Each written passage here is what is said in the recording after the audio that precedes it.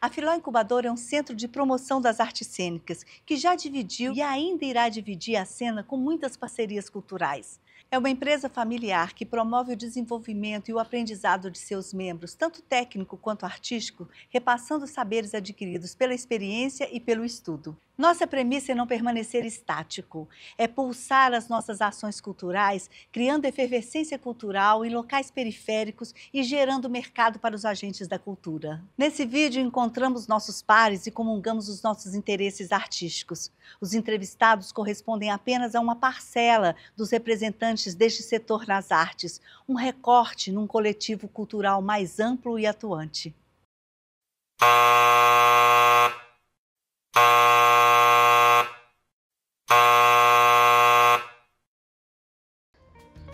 Os pontos de cultura desempenham um papel vital no fortalecimento da democracia cultural, na promoção da inclusão social e da diversidade e no desenvolvimento sustentável do Brasil, contribuindo para uma sociedade mais justa, criativa e plural. Para mim, um dos nossos melhores ministros da cultura foi Gilberto Gil, no governo Lula. E o Gilberto Gil virou e falou assim, uma coisa, que a cultura ela tem que deixar de ser extraordinária e passar a ser ordinária. A cultura ela precisa estar na mesa da população, igual está arroz, feijão, fubá, farinha, o sal, ela tem que estar na cesta básica.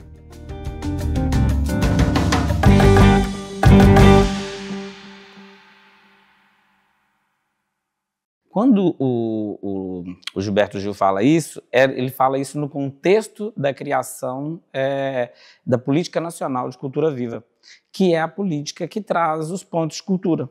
Na verdade, o ponto de cultura sempre existiu, sempre esteve aqui, Perna de Pau, que é ponto de cultura, Farroupilha, Híbridos, porque nós estamos na base, a gente está, né, assim, quantas crianças já foram formadas pelo Perna de Palco do Planalto? Isso é ponto de cultura.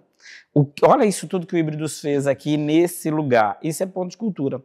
O que o Gilberto Gil fez com essa fala dele na criação da Política Nacional de Cultura Viva foi certificar. É o governo reconhecendo que isso que está sendo feito a Política Nacional de Cultura Viva é um ponto de cultura. Então, na verdade, desde a criação do Híbridos, e a gente está aqui nesse espaço especificamente desde março de 2005, então, ou seja, o ano que vem a gente faz 20 anos de espaço Híbridos neste lugar, enquanto ponto de cultura. Mas a gente foi certificado em dezembro de 2018, inclusive no apagar das luzes do Ministério da Cultura, porque logo em janeiro de 2019 o MINC ele é extinguido, né, mas a gente seguiu aí com esse selo.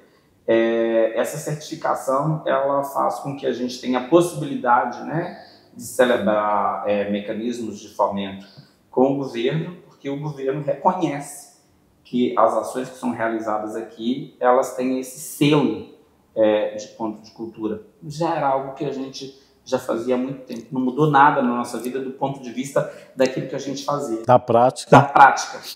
Já era algo entendido como cultura de base. Inclusive, a gente vem desse lugar, né? A gente vem de um movimento periférico, que é o Grupom, a gente já vem ali da base, com dança afro, né? E o próprio entendimento da forma com que a gente realiza os trabalhos do Híbridos enquanto ponto de cultura, que sempre foi, e isso inclusive está na nossa missão, né? Que é de compartilhar com a comunidade aquilo que a gente está fazendo. Então, por exemplo, assim, ao longo da nossa trajetória, a gente trouxe artistas de diversos lugares do estado, do país e de fora do país, né, da Alemanha, da Espanha, da Argentina, do México, e a gente sempre, nunca foi, vai trazer para o Híbridos e a gente vai ficar com isso aqui, porque a informação preciosa é só a gente. A gente sempre compartilhou isso com a comunidade, e isso está no DNA do Ponto de Cultura. Bom, eu sou Mati Lima, gestor e responsável, né, pelo Ecoar Ponto de Cultura, que está no bairro Limoeiro, na cidade de Ipatinga. O bairro Limoeiro ele fica dentro de um território que faz parte do berço da cidade. Então, antes de Ipatinga ser de fato, né, se tornar Ipatinga, ali que acontecia a vida cultural, era Caminho dos Tropeiros, né, que saíam de Ouro Preto, com destino ao Porto, lá no Espírito Santo. Então, a gente faz parte deste território que é o berço da cidade, onde existem já alguns, né, patrimônios culturais tombados também pelo município. E o EcoA ele foi fundado em 2019. Eu já trouxe um pouco dessa história, né, sobre os patrimônios. E a gente tem feito esse trabalho nesses 5 anos, contribuindo para resgate, principalmente dentro das escolas, da rede pública de ensino, de resgate da história da nossa região. Né? Para além da história de Ipatinga, normalmente fala-se em Ipatinga, a gente busca, quando vai se tratar da história, a gente sempre quer alcançar, né? Alargar a visão, e a gente tem feito o caminho ao contrário, que é trazer para dentro do território. Então, tem feito um trabalho que é de resgate, tá? Mas como que surge o Congado do Ipaneminha? Aí a gente remonta o tempo do Império, o tempo dos tropeiros, em todo este veio histórico, traz também os índios botocudos, que faz parte da nossa região, que também faz parte, né, deste território onde nós estamos, e a gente tem feito este trabalho, que é de resgate, valorização, e tomando um cuidado muito grande, porque como existe, né, o Congado do Ipaneminha, que tem um trabalho que é fantástico, que é da cultura popular. Então, como que eu estou dentro deste território que tem outras potências também que são dessa cultura patrimonial, e eu não invado o lugar de fala, de existência do outro. Então, a gente tem feito este trabalho buscando delimitar, ter este cuidado de não invadir o espaço do outro. Então, eu referendo nas minhas falas o Congado do Ipaneminha, apresento todo o material que já existe de colhimento de depoimentos e tudo, mas eu não falo no lugar do Congado. Eu trago a importância que, vamos, dentro da escola, vamos levar os meninos para o Congado do Ipaneminha, lá para o Ipaneminha, para sentar, tomar um café, para conhecer a senhorinha do Congado, que existe o corpo por trás deste patrimônio. Então, a gente fala o Congado do Ipaneminha, por exemplo, né, que é este patrimônio dessa região. Mas quem é que fundou? Quem mantém hoje? Quais são os corpos que possuem a oralidade histórica disso? Então, este é um caminho que a gente tem atravessado. Eu sou João Michel, meu nome, e estou nessa estrada já há um bom tempo na área da cultura. Faço parte da Casa Cult, que leva o nome do Darcy de Mônaco, a Casa Cult Darcy de Mônaco, que é o percussor, é quem nos ensinou e de onde a gente tem a maior referência. Darcy de Mônaco era um teatrólogo aqui em Ipatinga, falecido já há alguns anos, em 2012. E quando o Darcy faleceu, a gente percebeu que com a excelência que ele fazia, a gente não conseguiria fazer nunca. Então a gente se reinventou, se redesenhou e passou a ser um outro mecanismo. O teatro que ele fazia, ele vem do teatro, o teatro que ele fazia era algo que a gente jamais conseguiria fazer. Chegamos a essa conclusão depois de quebrar a cabeça, tentar fazer e entender que realmente a gente não conseguiria. Então a gente redesenhou esse modelo da Casa Cult, é um ponto de cultura estratégico que está inserido em Ipatinga e busca alterar a realidade cultural do lugar. Então a função nossa primordial da Casa Cult é a transformação de lugar. Então você pega uma praça e transforma ela num cinema ou numa roda de samba, enfim, tudo aquilo que a cultura nos proporciona. Então esse é o propósito da Casa Cult. A gente existe para transformar o lugar através da cultura. Meu nome é Carlos Passos, sou coordenador artístico da Filó Incubadora Cultural.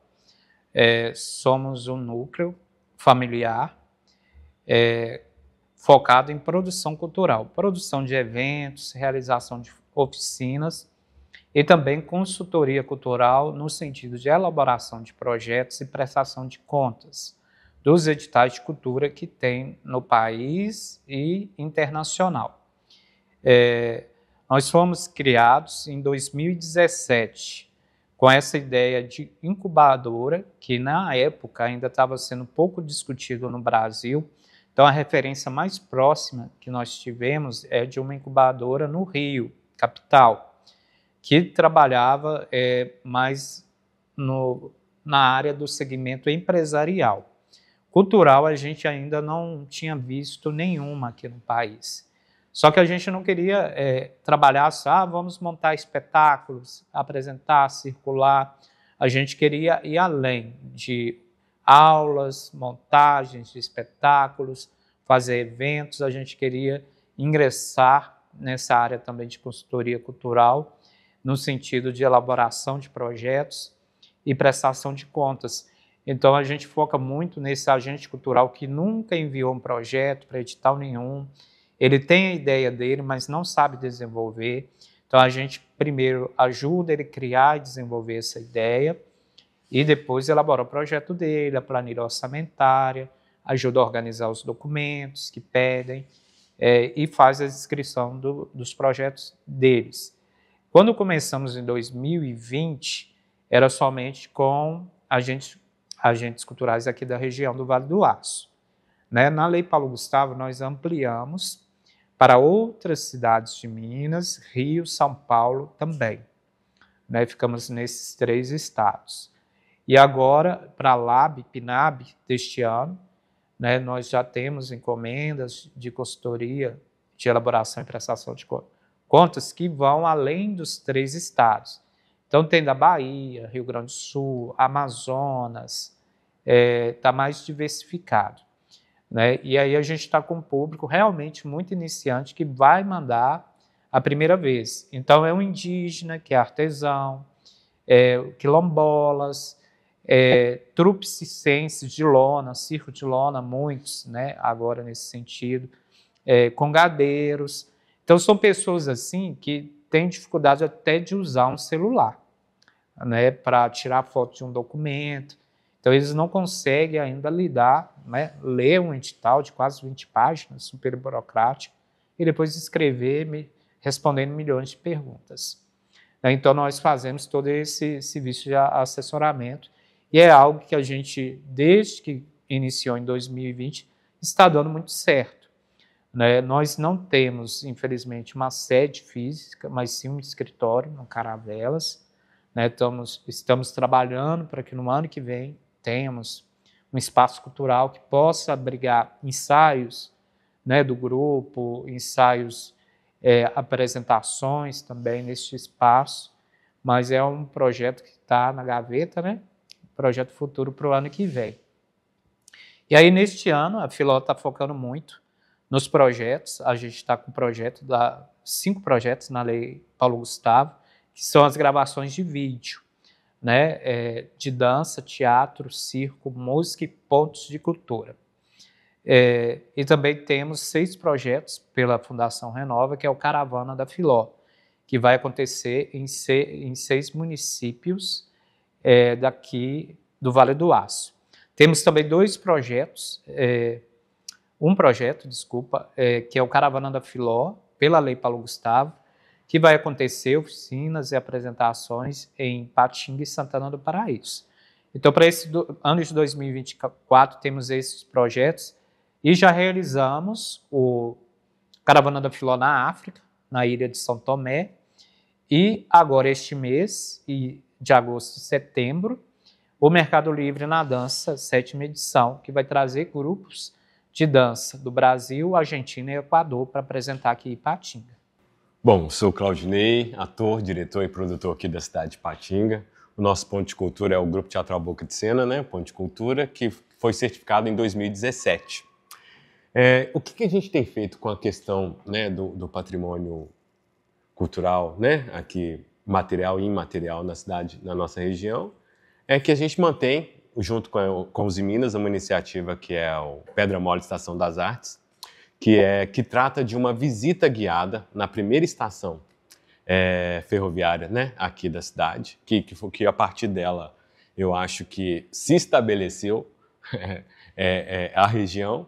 Então a gente faz uma visita, a gente proporciona essa visita para as escolas através de agendamentos. Então tem um percurso de 650 metros que a gente passa, que a gente faz a pé, passando pela margem do do Rio, né? E contando a história da região. E no final desse trajeto estabelece como uma apresentação do espetáculo Retratos de Trem, que também é um espetáculo autoral, né, que conta a história também dessa migração das outras pessoas que vieram aqui para a construção dessa história, que aborda um pouco a questão do nome, né, do nome Pedra Mole, o porquê disso, tal. Então, assim, traz uma perspectiva do surgimento mesmo da cidade, do surgimento mesmo, porque as pessoas pensam que a Uzi Minas veio primeiro, né, tal, e desmistifica um pouco isso, porque quem veio primeiro é essa estação, e depois da estação vem a Uzi Minas, que, né, provoca todo o surgimento dessa sociedade, do comércio, enfim, dessas questões. E também a gente lançou agora recentemente uma websérie, que são 5 episódios, né, com os patrimônios históricos aqui da cidade de Patinga, que é a Academia Huguim, Teatro Zélio Huguim, a Estação Pedra Mole, o Centro de Memória Uzi Minas, que antigamente chamava o Grande Hotel, né, e a Igrejinha do Horto. Essa websérie está disponível nos canais, nas nossas redes sociais, podem ser acompanhadas. Meu nome é Morrison Deoli, sou diretor do Seminário à Luz, aqui de Patinga. As nossas ações começaram em 2005. A gente começou com um seminário de iluminação cênica aqui na região, trazendo pessoas de vários estados do Brasil, com o objetivo de trazer conhecimento para a cidade. A gente começou numa época em que estava todas as áreas tentando trazer informação para a cidade, trazer informação. O diferencial do nosso ponto de cultura é que a gente é focado nas técnicas de espetáculo. Então, assim, o nosso foco é formar, né, jovens, adultos, independente até mesmo de idade, para atuar na área cênica voltada para a técnica. Então, iluminador, técnico de som, técnico de luz, cenógrafo, em geral, todas as pessoas que estão ali nos bastidores. A gente tem ação desde presencial, semipresencial, ação online, e por mais que a gente está em Patinga também, a gente tem um link muito grande, né, a nível nacional, então a gente está presente nos grandes eventos nacionais, a gente está trazendo pessoas a nível online hoje, com palestra, com bate-papo. Então a gente tem uma conexão que é essa de troca de informação. Então a gente busca a formação, mas também a troca de informação. Porque, principalmente na área técnica, é uma área muito rápida, né? A evolução está vindo muito rápida. Depois do ano de 2010, né, a gente teve um boom aí na tecnologia. Então, hoje, o mais importante assim, na formação é ter essa conexão rápida, porque senão a pessoa perde o feeling. Ela tem que entender da arte, mas se ela não entender da tecnologia, o que ela aprende hoje, se ela demorar a colocar em prática, quando ela for colocar em prática, ela já pode ter passado o tempo. Por quê? Os equipamentos mudam rápido, a tecnologia, independente de ser eletrônica ou não, ela também muda rápido. Então, o nosso ponto de cultura ele tem contribuído com a nossa cidade de Patinga através disso, de formar pessoas, de fomentar o mercado, esse mercado de técnicos, né? Porque a gente tem muito evento, a gente tem muito projeto, tem muitas ações que são focadas no artista ou no público, mas as ações que são focadas no técnico são bem pequenas. Então, o nosso foco está principalmente no técnico. Então, com isso, a gente formando essas pessoas, dando espaço de trabalho, buscando movimentar essa cadeia, a gente está contribuindo de uma forma geral com a cidade de Patinga, com esse movimento cultural e de uma forma geral também. Eu entendo que o Ponto de Cultura tem que ser um articulador das bases, seja comunitária, seja artística, onde essas bases se encontram, a comunidade com a artística, a social, e o Ponto de Cultura ele tem esse papel fundamental de entender esses laços e fazer com que eles dialoguem. Nem sempre existe esse diálogo, nem sempre esse diálogo é fácil, mas é primordial, na minha concepção, que os pontos de cultura sejam esse elo das bases para que a política pública social, não só ligada à cultura, mas a política enquanto social, ela possa desenvolver, que as pessoas possam ter crescimento tanto individual quanto coletivo, e entender que, do ponto de vista social, você precisa da educação, você precisa da cultura, e como que eles dialogam. Eu acho que o ponto de cultura ele é fundamental nesses laços, assim, criando não só com a comunidade, mas também com as bases, com o poder público, com as leis de incentivo, com o fomento. Eu entendo que os pontos de cultura têm essencialmente esse poder articulador, essa necessidade de fazer nascer mais artistas, mais coletivos, mais pessoas que têm o significado da pluralidade, da coletividade. Esse é meu entendimento do ponto de cultura. Assim. Tem muita gente que acha que o ponto de cultura é uma sede de um grupo. Né? Tem uma sede, lá tem ensaio, tem aula, é um ponto de cultura. Na verdade, não é. Se a gente for ler as diretrizes da Lei Cultura Viva, o ponto de cultura ele é classificado como, primeiro, tem que ter uma rede colaborativa. Rede o quê? Rede com a comunidade, rede com escolas, rede com CRAS, com prefeitura, rede com associações comunitárias, filantrópicas, para a construção de ações. Esse é o primeiro ponto da rede. Precisa ter ponto físico, igual todo mundo se confunde? Não precisa. Pode ser, um ponto de cultura pode ser um núcleo que ele realiza ações espalhadas pela cidade, outros municípios, de forma que vai transitando, sem local fixo. Então, isso também faz parte das diretrizes. A gente tem feito um trabalho que é muito de diálogo. Na realidade, o EcoAr, quando o EcoAr surge em 2019, antes de abrir de fato o espaço físico, né, tornar de fato o EcoAr um movimento cultural dentro daquele território, eu passei por escolas, por unidades de saúde, fazendo todo um formulário de pesquisa, também lançamos na internet, para que os moradores dissessem se queriam que existisse um espaço cultural dentro deste território e que tipo de linguagem cultural eles tinham interesse. Então, a gente já nasce com esse diálogo com a comunidade.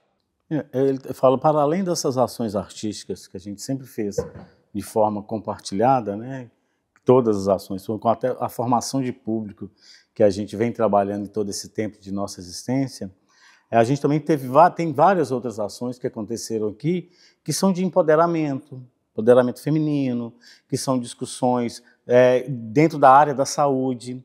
Então, isso tudo feito de forma aberta e abarcando toda a comunidade. Então, isso é uma ação importantíssima no ponto de cultura.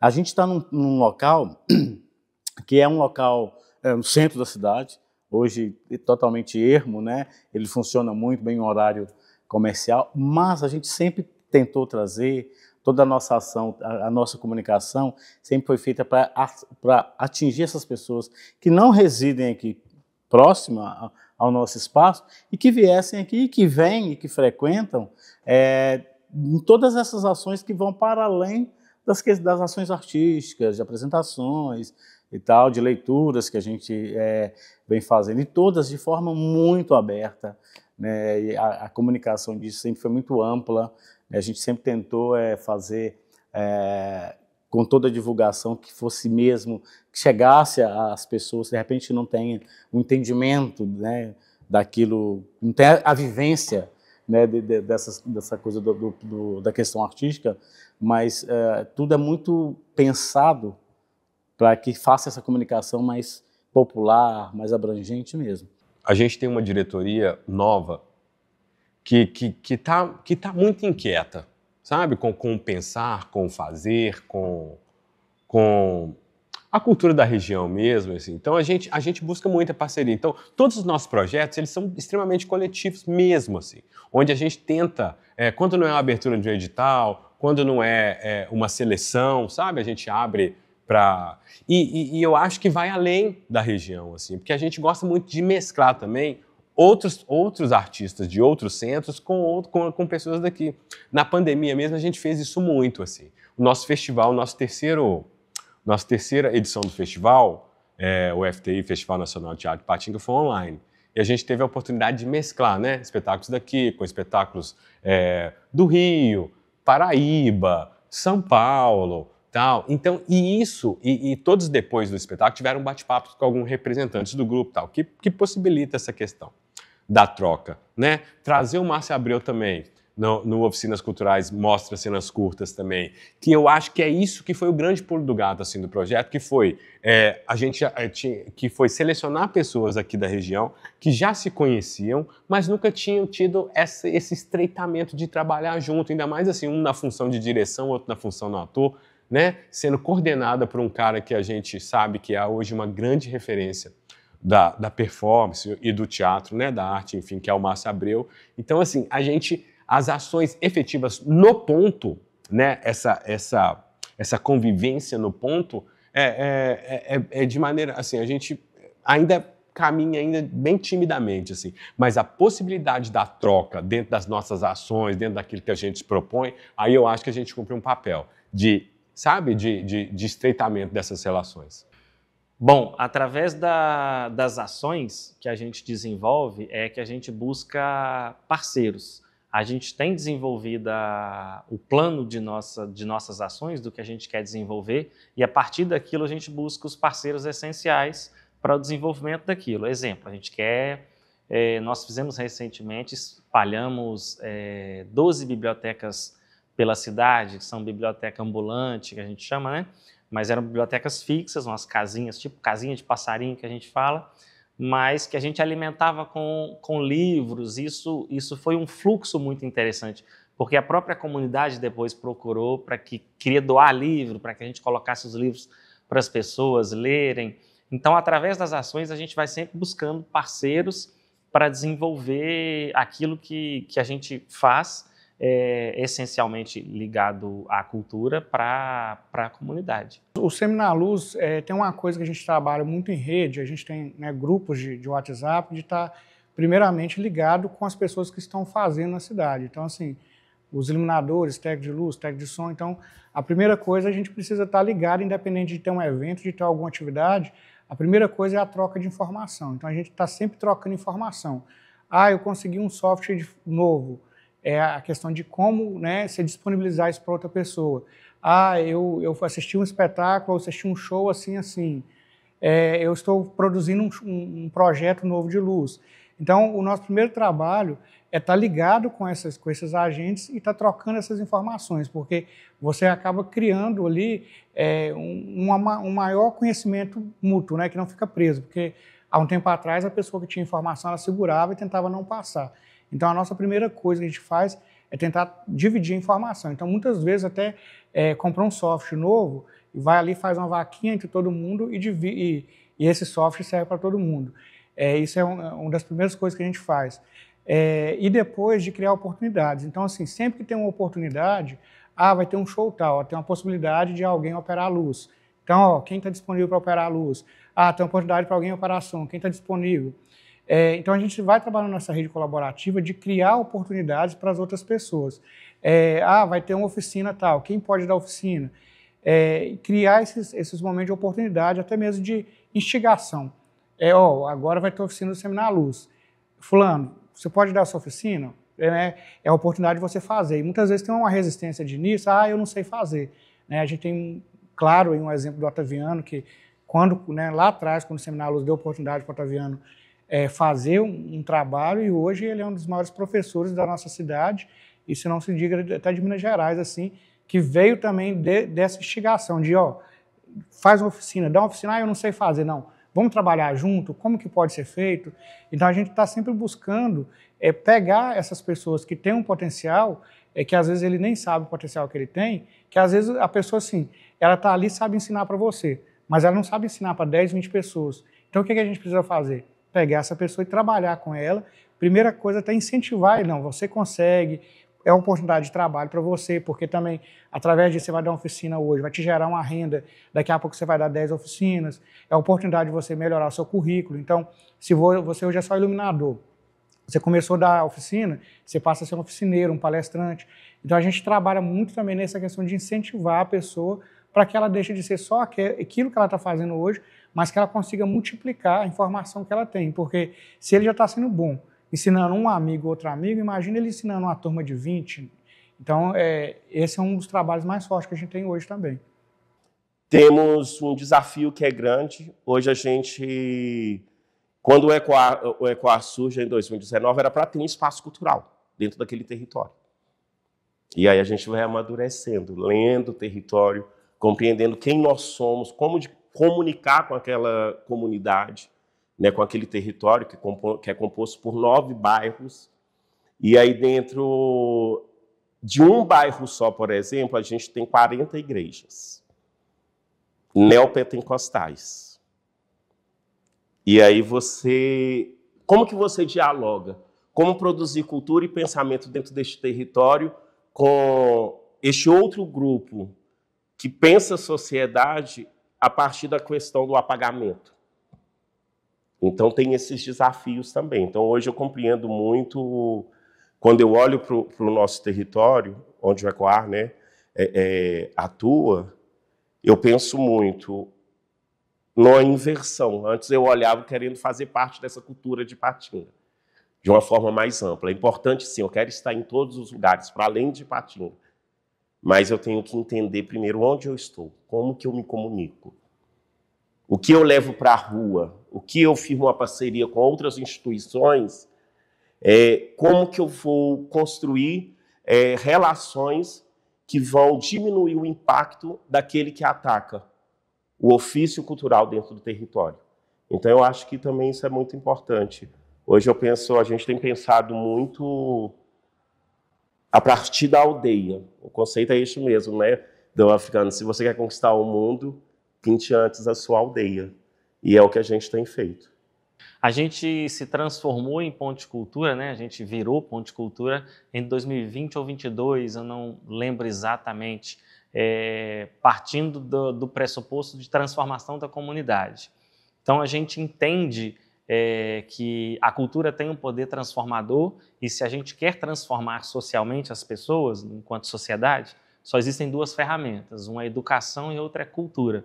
Então, a gente tenta transformar as pessoas através do que a gente faz, pela cultura, que é o meio que a gente tem.